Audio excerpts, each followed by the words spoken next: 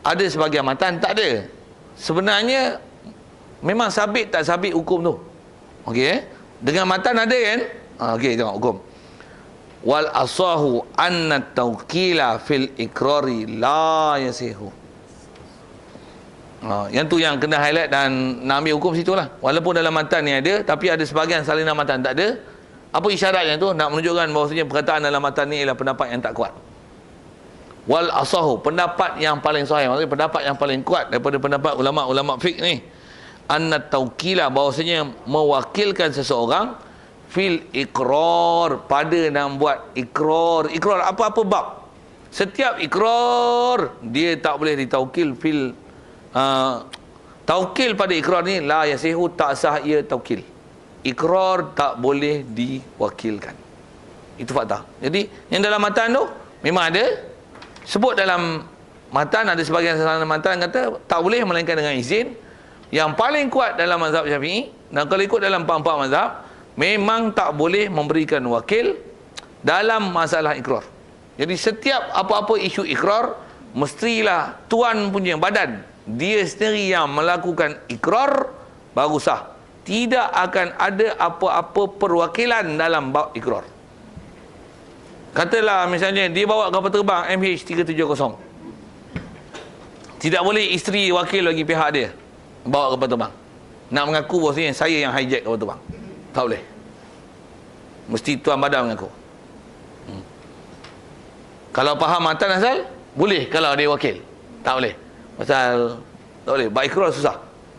Macam mana pun, tu yang macam mana pun kita baca perenggan tu, dia nak ambil faham apa. Jadi apa dia punya conclusion daripada nisbah apa sebut matan, betul ada salinan matan tak ada. Nak ambil apa? Pendapat paling kuat dalam masalah ikrar. Tarikh ikrar tu faham balik.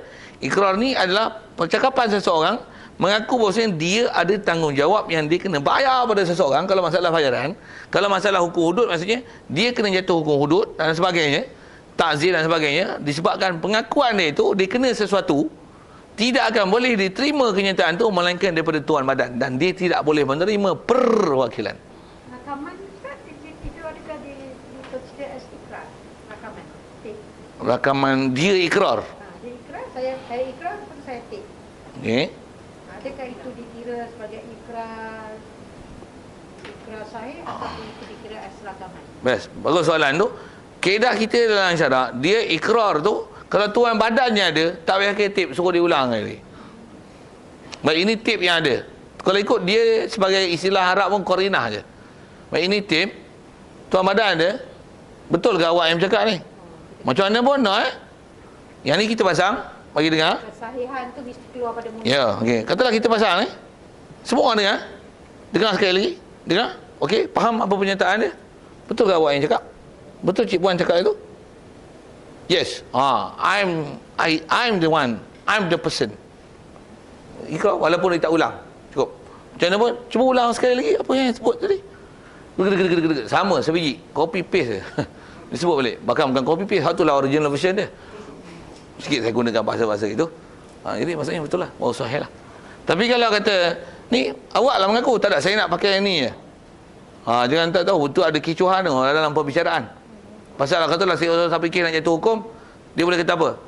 Saya tak bercakap, saya hanya bawa tip. Tip tu belum tentu saya punya. Awak dah pakai saya punya tip untuk sabitkan hukum, mana boleh? Awak tak tahu prosedur mahkamah ke? Mampu kawan tu. Nampak? Ini tujuan peguam mak ni. Maksudnya dia pandai kali. Hakim silap buat hukum, pum, kena, lepas buang kes. Nampak? Ini prosedur mahkamah. Kita bicara ni prosedur mahkamah. Ini mahkamah ni, mahkamah syarak ada, mahkamah sibil pun ada. Tak mahkamah sibil ke magistrat, yang maksudnya mahkamah yang bukan Islamik punya mahkamah lah. Memang pensabitan hukum ni. Macam mana pun asal sebut ikrar, asal kita bicara, dia mestilah sahibul mukir, orang yang tuan badan punya yang buat ikrar, dia yang kena buat pengakuan. Satu apa-apa kes pertuduhan, saya sebut sekali lagi, apa-apa kes, dan memang mahkamah sibil pun macam tu, apa-apa kes yang bila pendakwaan dengan diminta alibi dan sebagainya, bila tak ada, bila kawan tu tak boleh nak jawab apa-apa pertuduhan gini, tak boleh mengukuhkan kemuka bukti, bila sampai kes untuk membuat pertuduhan, dipanggil orang yang dituduh untuk naikkan saksi. Lepas tu bacakan pertuduhan. Yang ni perbicaraan, adakah awak mengaku? Mengaku mesti bagi dia. Tak boleh bagi peguam untuk mengaku bagi pihak dia. Walaupun dia telah mewakilkan pada peguam. Itu pendapat yang asah. Okey. Kalau atas membela diri lah. Kalau atas membela diri ya tuan, atas kita bicara tak ikrar tu. Jadi kalau dia kata, adakah awak mengaku? Tidak. Baik, diminta untuk membela diri. Bela diri lah. Kalau dia tak boleh cakap, saya akan wakilkan pada peguam saya untuk cakap bagi pihak saya. Okey. Untuk membela diri boleh. Tapi untuk ikrar, tidak. Jadi maksudnya untuk mengaku, dia himself. Dia sendiri cakap, yes, I'm the person who do that. Berdasarkan pertuduhan-pertuduhan itu, I'm the person, I'm the man. Yes, I did it. Yes, I do. Umpama tu lah kan. Yes, I do tu bunyi macam lain je. Okey.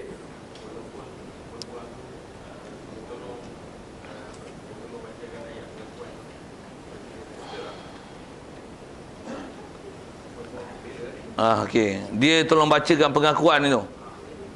Dari si kaedah pengaku tu tak juga disuruh ke dia. Maksudnya kalau kata dia dah pun sah itu bukan di atas apa yang peguam tu baca, tapi apa yang dia ikrar. Ya. Kalau katalah satu pertuduhan, panggil naik kanan saksi, dia nak cakap pun gagap-gagap. Tu katalah peguam mencelah itu, peguam bela dia bercerah, dia bercakap gini-gini ni, sebenarnya dia nak bercakap gini. Dia pun cakap lepas tu yang di kanan saksi pun ditanya, betul tak awak nak cakap macam ni? Saya telah bercakap macam mana awak nak cakap tu.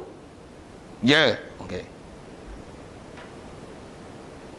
Itu atas nak istilahnya bela dirilah kan. Macam mana pun bila apa-apa kesalahan mengaku, tanya Tuan Badan. Pasal nak jawab pun bukan susah. Ya atau tidak je. Adakah awak bunuh dia? Tidak. Tidak. Ya. Dia tak boleh saya wakilkan peguam saya untuk cakap ya bagi pihak saya. Kena dah itu. Kalau cakap macam tu dalam mahkamah kena dah. Dengar saya sebut saya wakilkan peguam untuk cakap ya bagi pihak saya. Nampak macam cerdik tapi bodoh. Nampak? Ini semua isu-isu ni hanya bincang dalam mahkamah. Orang tak tahu prosedur perbicaraan ni tak faham. Habis kita ngaji mahkamah ni. Nak sebut kata nampak macam cerdik tapi bodoh. Saya akan wakilkan peguam saya untuk bercakap apa yang sepatutnya saya bercakap. Dia pun kena mana. Dia silap bercakap. Aku dah tu tak payah suruh peguam dia bercakap. Saya akan mengarahkan peguam saya mengucapkan ya bagi apa yang saya nak mengaku. Itulah dia nampak macam cerdik tapi bodoh pun. Okey. Satu peguam pun kalau bawa macam tu memang dia marah. Kata apa? Janganlah cakap, kau cakap buat apa? Kau bagilah aku bercakap, kau tak kerti bercakap. Bila kau bercakap, dah timbul masalah macam ni. Memang timbul masalah. Salah, sampai kes. Dia mengaku. Adakah lagi kita tanya balik, adakah awak sedar awak cakap apa? Ya, saya sedar saya cakap apa. Kalau itu mahkamah lagi dia pegang dia punya tukul tu. Dengan ini sahlah bahawasanya dia telah mengaku perbuatan salah tersebut. Dengan ini mahkamah bersurai dan awak dijatuhkan hukum. Kita akan bicara esok untuk menetapkan apa hukuman yang dikenakan kepada dia. Mahkamah bersurai hari ini. Bersurai. Tu kata dia ada percakapan yang sangat terbatas. Yang tu yang kalau kita belajar ilmu khas, belajar bab tu yang belajar mantik tu. Ilmu cara berfikir, cara bercakap, macam mana dia cakap macam ni, macam mana nak lawan bakul, nafi isbat dia. Memang kena ngaji khas tu. Saya memang ngaji tu, memang ngaji. Tapi ada benda yang istilahnya tak ada kepakaran lah. Tapi try kelentong tengok. Rati ke lah nak balas-balas bab tu. Sikit habis. Okey. InsyaAllah kita sambung nanti. Memang khas bicara bab ikrar tu lah. Macam mana hukum ikrar dalam syarak, walaupun ada sebahagian kita dah sebut sekali lalu.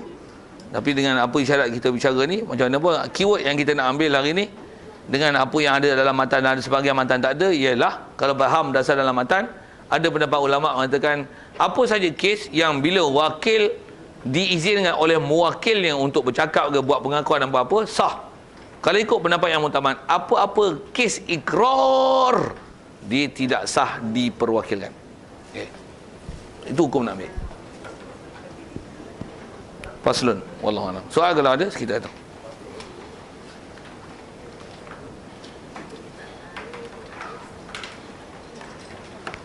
أعوذ بالله من الشيطان الرجيم بسم الله الرحمن الرحيم اللهم نور قلوبنا من نور هدايتك كما نورت الأرض من نور شمسك أبدا أبدا برحمتك يا أرحم الراحمين وارزقنا فهم النبيين وحفظ المرسلين وإلهام الملائكة المقربين وسلم تسليما على جميع الأنبياء والمرسلين والحمد لله رب العالمين. السلام عليكم ورحمة الله وبركاته.